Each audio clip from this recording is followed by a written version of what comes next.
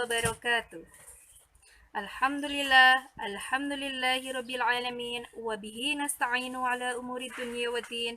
Wassalatu wassalamu ala asyrafil anbiya'i wal mursalin. Amma ba'du. Subhanaka la ilma lana illa ma 'allamtana innaka alimul hakim. Rabbi shrah li sadri wa yassir li amri wahlul 'uqdatam min lisani yafqahu qawli. Siswa-siswi MTS Ma'arif NU 1 Kebasen yang dirahmati Allah.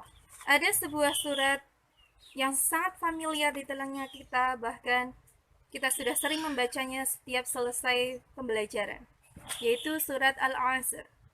Bismillahirrahmanirrahim. Wal asri, demi waktu. Dari ayat ini Allah bersumpah atas nama waktu. Waktu tidaklah terlihat, namun waktu inilah yang nanti akan dimintai pertanggungjawabannya kepada manusia di hadapan Allah Subhanahu wa taala di yaumul qiyamah. Kenapa waktu ini nantinya akan dimintai pertanggungjawaban? Karena waktu merupakan anugerah terbesar yang Allah berikan kepada manusia. Allah memberi modal 1 hari 24 jam. Untuk apa modal itu? Akan sangat disayangkan ketika waktu itu hilang tak berbekas, ketika waktu itu tidak digunakan dengan sebaik-baiknya. Ada yang mengatakan time is money, tapi tidak dengan Islam. Dalam Islam, waktu adalah pertanggungjawaban, di mana pertanggungjawaban itu nantinya akan dimintai oleh Allah Subhanahu wa taala.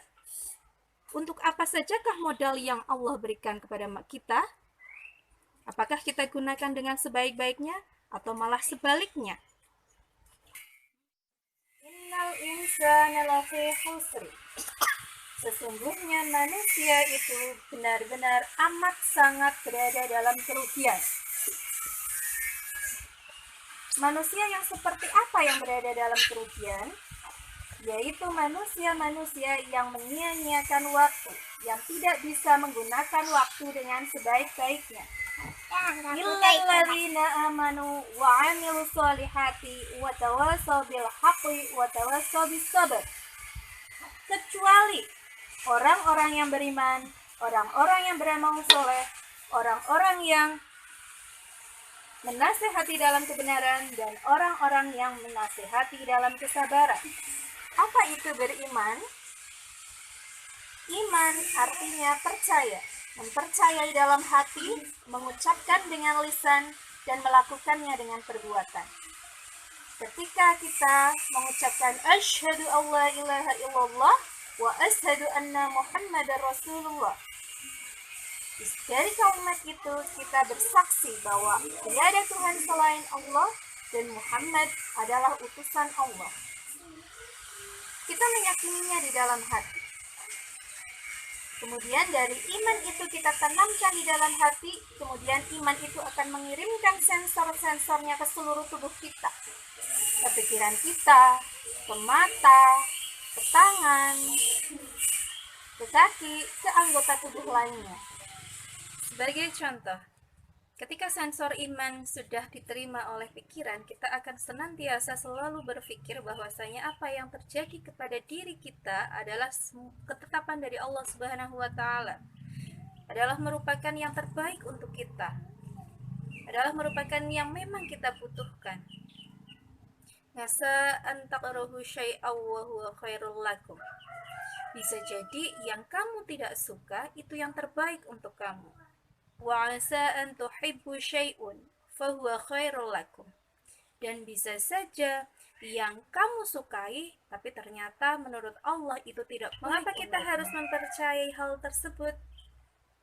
Wallahu ta'lamun wa antum la ta'lamun. Karena Allah mengetahui masa depan kita sedangkan kita tidak. Anak-anakku yang ibu sayangi, ketika anggota tubuh ini sudah menerima sensor dari iman, mata digunakan untuk melihat hal-hal yang baik, tangan digunakan untuk melakukan hal-hal yang baik, kaki serta anggota tubuh lainnya akan senantiasa melakukan hal-hal yang sesuai dengan syariat Islam. Perilaku-perilaku yang sesuai dengan syariat Islam itulah yang nanti akan mengkategorikan kita apakah kita termasuk orang-orang yang soleh atau justru termasuk orang-orang yang salah. Anak-anakku yang ibu banggakan, ada sebuah hadis, Ightanim khamsan qabla khamsin. Ingat 5 perkara sebelum datang 5 perkara. Gunakan masa mudamu sebelum datang masa tua. Gunakan masa sehatmu sebelum datang sakitmu. Gunakan masa lapangmu sebelum datang masa sempitmu.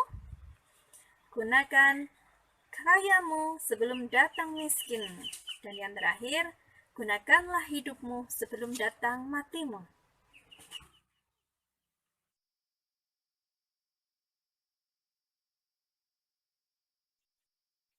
Asri innal insana lafi khusrin illa alladzina amanu wa 'amilus solihati wa tawassaw bil haqqi wa tawassaw bis sabr.